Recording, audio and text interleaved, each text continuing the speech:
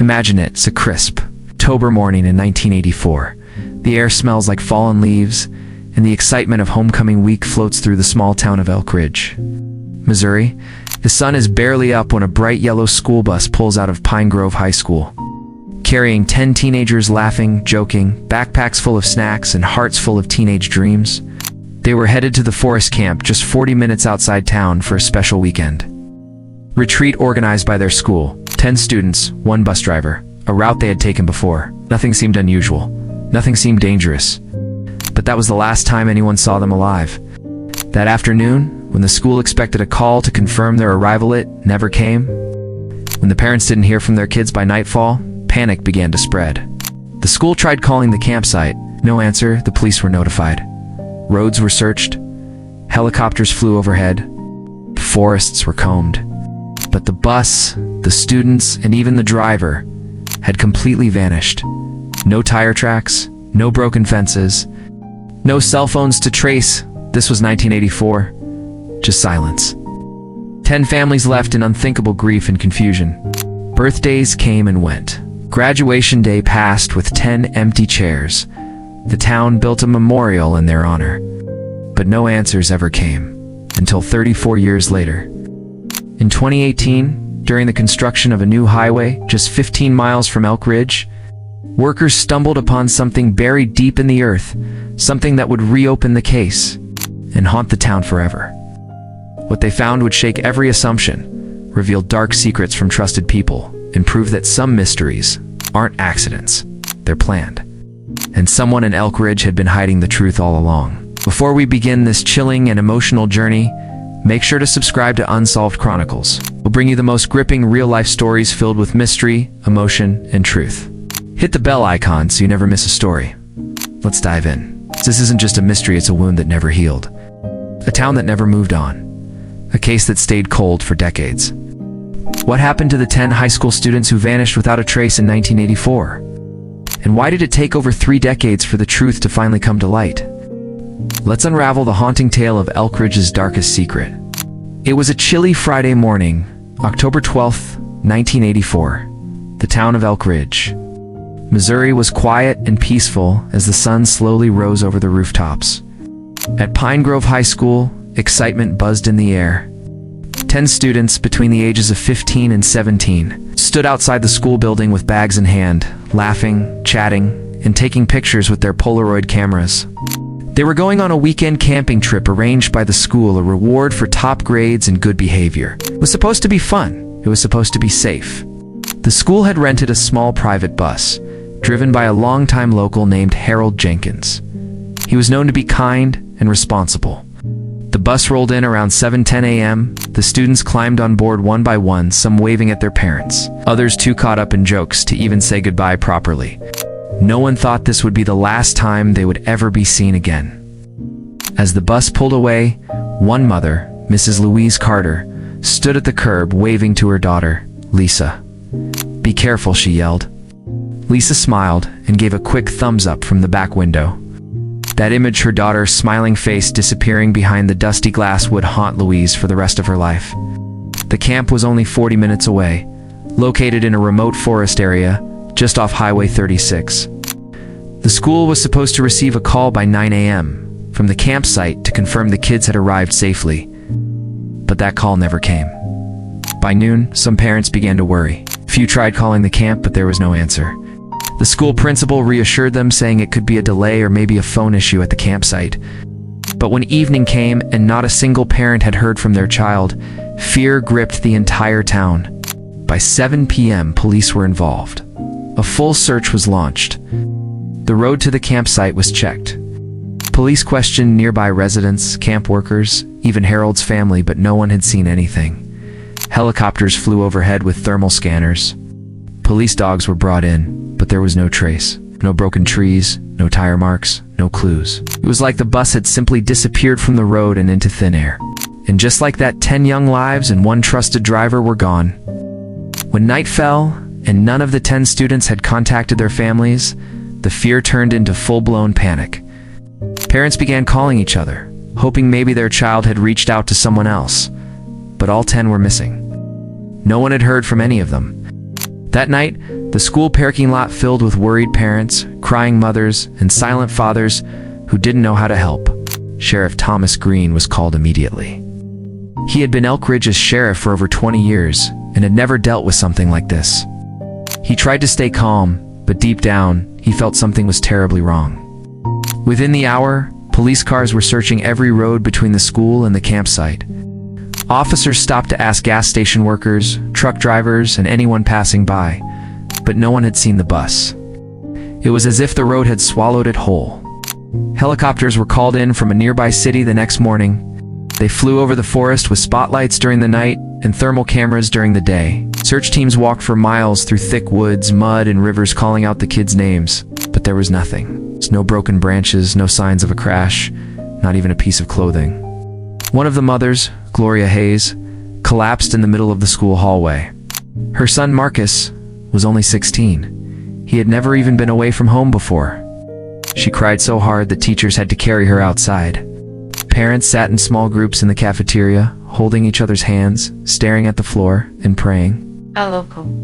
Local volunteers joined in. Farmers left their fields. Store owners closed their shops. Everyone helped in the search. Even teenagers who weren't part of the trip formed groups to comb through the woods. The entire town moved together like one broken heart, searching for any sign of the missing kids. By the third day, the news had spread across the state. TV vans lined the streets of Elk Ridge. Reporters stood in front of the school, asking painful questions. Some people hoped the bus had broken down and the kids were just lost. Others feared the worst but didn't want to say it out loud. No one ate. No one slept. Every hour felt like a lifetime. Still, there was nothing. No bus, no kids, no answers. As days turned into weeks, hope began to fade. The search efforts became smaller. Volunteers had to return to their jobs. Police officers had no new leads to follow. The forest had been searched again and again, but still nothing. It was as if the earth itself had swallowed the bus. The grief in Elk Ridge was heavy. You could feel it in the air. Stores that once played happy music now stayed silent. School hallways that used to echo with laughter were now quiet. Teachers couldn't hold back their tears while looking at the 10 empty desks. Even students who weren't close to the missing kids felt the loss. It wasn't just about who was gone. It was about the fear that it could have been anyone. Families held on to small things, the favorite sweater their child had left on a chair, a book they were reading, a voice on an old cassette tape. These little memories became priceless. Some parents refused to change anything in their child's room. Beds stayed untouched. Shoes stayed by the door.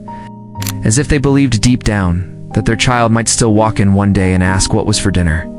The entire town attended a candlelight vigil 2 weeks after the disappearance. Hundreds stood outside Pine Grove High School, holding candles and crying softly. Some sang hymns, others just held hands. 10 white balloons were released into the sky, one for each student. As they floated higher, a soft wind carried them over the trees, into the darkness. It felt like goodbye, but no one wanted to accept it. With grief came questions, and with questions came rumors. Some people whispered that the bus had been hijacked. Others believed there was something dark in the forest, something evil. One old man swore he saw strange lights in the sky that morning. Teenagers began making up scary stories, saying the bus had driven into another world. These stories spread fast, feeding people's fear and imagination. Few even blamed the bus driver, Harold Jenkins. Maybe he snapped, someone said. Maybe he planned it. But Harold was a kind man, a grandfather. No one wanted to believe he could harm anyone. Still, when answers don't come, people start searching for someone to blame. The grief didn't disappear, it just became a part of life in Elk Ridge. The town kept going, but nothing ever felt the same again. As the years passed, the disappearance of the 10 students slowly faded from headlines. New stories took over the news, new tragedies, new events, new distractions. And even though Elk Ridge never truly forgot, the world outside did. The police had no leads, no evidence, no suspects. It was like the case had hit a wall. After 3 years, the official investigation was quietly closed. No announcement, just silence. Timed. The families were heartbroken. To them, it felt like the world was giving up on their children. By 1990, many of the missing kids' younger siblings had grown up. Some moved away from Elk Ridge because the pain was too much. Others stayed, holding on to the hope that someday, somehow, the truth would come out. Some parents couldn't handle the pain. Marcus Hayes' father started drinking heavily. Lisa Carter's mother was admitted to a mental health facility after trying to sleep every night in her daughter's empty bed. A few families got divorced. Grief has a way of breaking not only hearts but entire homes. The school, Pine Grove High, retired the 10 missing students' numbers. Every year on the day they vanished, teachers and students held a moment of silence. But with each new generation, fewer students remembered the faces or the names. What was once a living wound became a quiet scar. The bus driver, Harold Jenkins, was never found either. His wife passed away in 1992, never knowing what happened to her husband. Some believed he had taken the children and disappeared. Others believed he was a victim too, but no one knew for sure. Old boxes of evidence sat collecting dust in a back room at the Elk Ridge Police Department. Photos, maps, old statements, it was all there, untouched. As if the case had been locked away, not just in the station, but in people's hearts too. The town tried to move on, but something always felt missing. It was like a shadow that followed Elk Ridge, wherever it went. An unspoken sadness, silence that lived between conversations. And so, for more than 30 years, the story of the 10 missing students remained unsolved, and forgotten by everyone except the ones who never stopped waiting. It was a sunny day in August 2018 when everything changed. A construction crew was working just outside of Elk Ridge, where a new highway was being built through the old forest area. The big machines were digging deep into the ground, clearing trees and flattening earth. It was loud, dusty, and just another ordinary day until one of the workers noticed something strange. His bulldozer had hit something metal. At first he thought it was just an old pipe or trash buried years ago. But when they dug further, more metal showed. It was yellow, faded, rusted, but unmistakable. It looked like the top of a vehicle. The site manager immediately stopped the work. Police were called. Within hours, investigators were on the scene, standing over the earth, stunned. What they uncovered was not a pipe, and not trash. It was a school bus. The bus was almost completely buried under layers of soil and roots. Time had tried to hide it, but now it was finally seen. The number printed on the side was nearly gone, but the shape, the windows, and even the door told the truth. This was the missing bus. People from town gathered behind the yellow tape as news spread. Old parents, former teachers, now older and slower, stood quietly, many of them covering their mouths in shock, others crying. Some had stopped hoping years ago. But now, maybe they would finally get answers. When investigators opened the rusted bus doors, the smell of old metal and earth filled the air. Inside, they found rotting seats, broken windows, and human remains. It was heartbreaking. 10 small skeletons and 1 adult were carefully removed, each handled with great care. DNA testing was immediately started, though it would take weeks to confirm. Everyone already knew they had found the 10 students and their bus driver. Elk Ridge was shaken to its core. The grief returned like a wave. Even the youngest people in town, those who weren't even born in 1984, felt the pain. The discovery brought back all the old sadness, and something else. Questions: why was the bus buried? How did it end up here, just 15 miles from where it disappeared? And most chilling of all, how had no one found it in all these years? Something didn't feel right. And it wasn't long before police uncovered something else. Something buried not in the dirt, but inside the bus itself. As the investigation team carefully searched the buried school bus, they discovered more than just bones. Tucked under one of the rusted seats inside a nearly destroyed backpack, they found something that would change everything. A torn leather journal. Its pages were faded, stained with time, but still readable. It belonged to one of the missing students. His name was Ryan McAllister, just 17 when he vanished. Detectives and forensic experts sat in silence as they read his final words. Ryan had written about the trip, describing how excited they were when they first left school.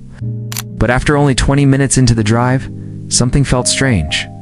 He wrote that the bus took a turn they hadn't taken before. He mentioned that the driver, Mr. Jenkins, didn't say a word. The students thought it was part of a surprise, maybe a shortcut. But Ryan wrote that they started to feel scared when the road narrowed and the trees became thick and dark. Then came the most chilling part. On the final few pages, Ryan described the bus stopping suddenly. He wrote about the driver stepping out and talking to a man in the woods. A man none of the students recognized. Ryan said the man looked angry, and then scared. It's one of the last lines read. "We're not going to the camp. Something is wrong. I think he lied to us." That line hit everyone like a punch to the chest.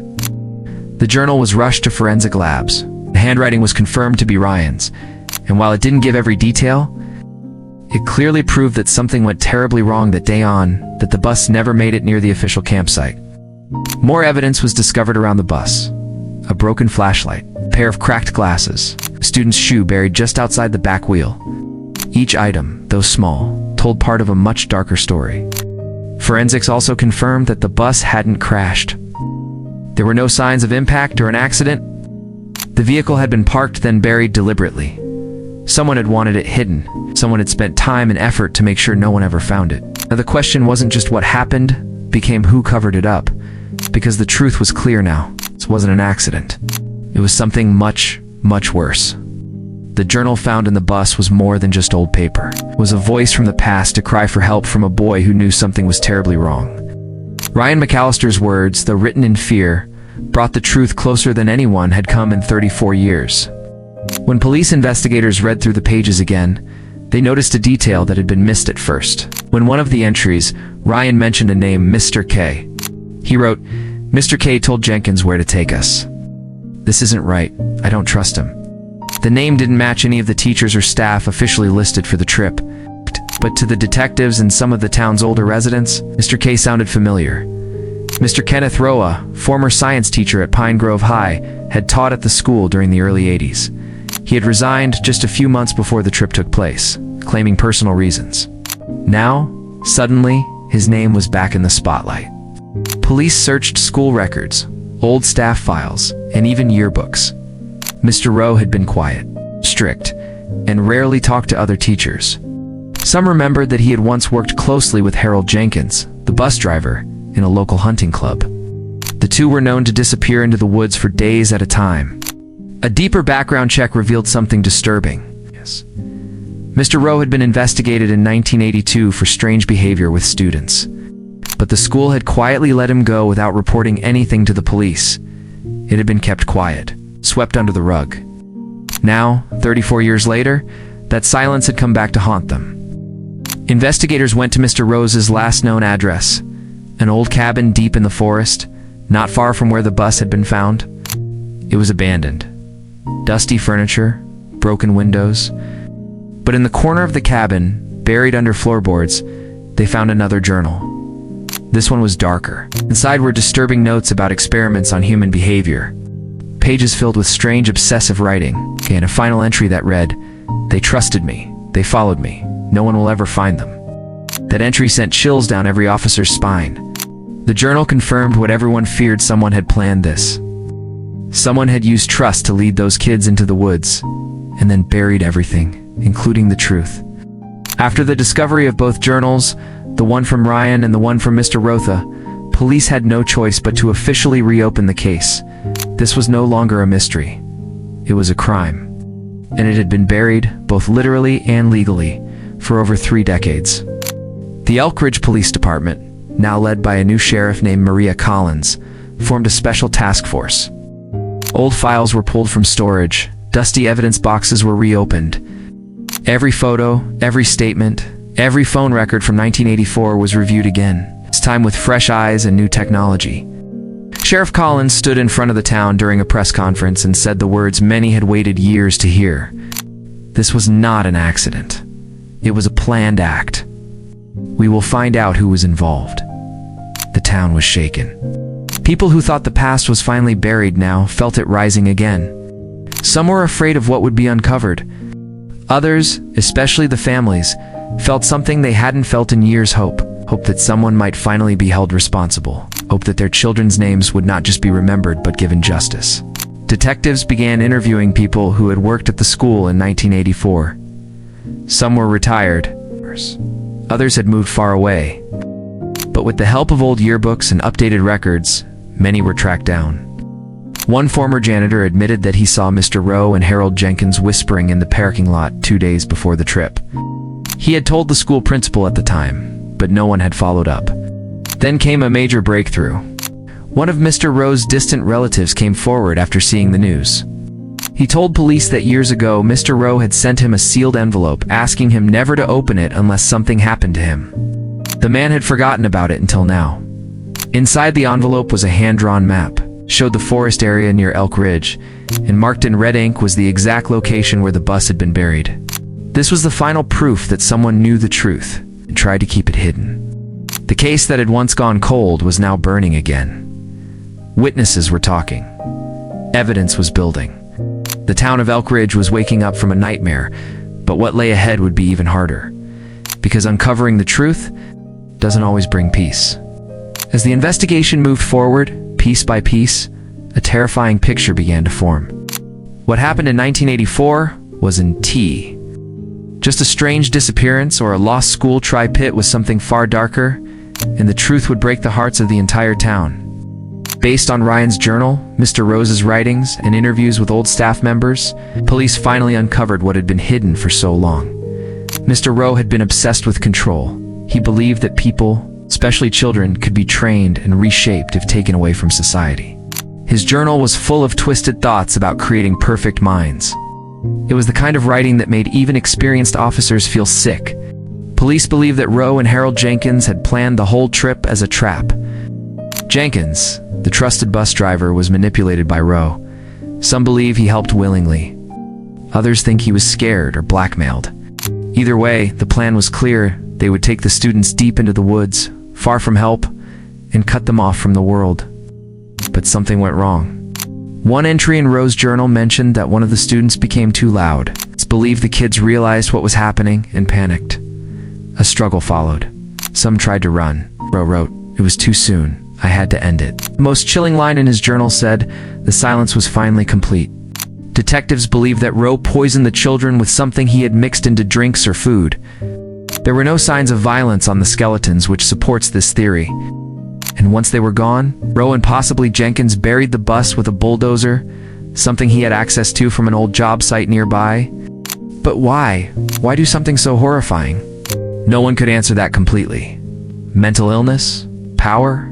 Evil? Maybe all three. Rowe disappeared shortly after the trip. It's believed he lived in the forest cabin for some time before dying alone. His body was never found. The pain in Elk Ridge returned with full force. Parents now knew what had happened, but the answers didn't bring peace. They brought heartbreak. The worst part was knowing that their children had been so close all these years, just 15 miles away, hidden, forgotten. It wasn't just a crime. It was a betrayal. A trusted teacher, a trusted driver to people the community had believed in. And that truth was the most shocking part of all. After nearly 35 years, the families finally buried their children. 10 white coffins were placed side by side in the town cemetery, with the whole community gathered to say goodbye. The pain was unbearable, but at least now they had a place to visit, a place to remember, cry, and speak to the ones they lost. Elk Ridge had waited so long for answers, and now they had them. The town built a new memorial near the school. 10 trees were planted, one for each child. Beneath each tree, a plaque with their name, photo, and a short message from their family. For the first time in decades, people began to talk openly about the tragedy again. Not in whispers, not in fear, but with courage and love. Sheriff Collins stood at the memorial and said softly, "They were found. They were loved, and they will never be forgotten again." For many, that was enough, but not for everyone. Some things still didn't sit right. Mr. Rowe had vanished without a trace. His body was never found. And though the journal was damning, no one could be sure if he acted alone. The question still hung in the air: what happened to Harold Jenkins? Did he die in the forest too? Or did someone silence him to hide even more?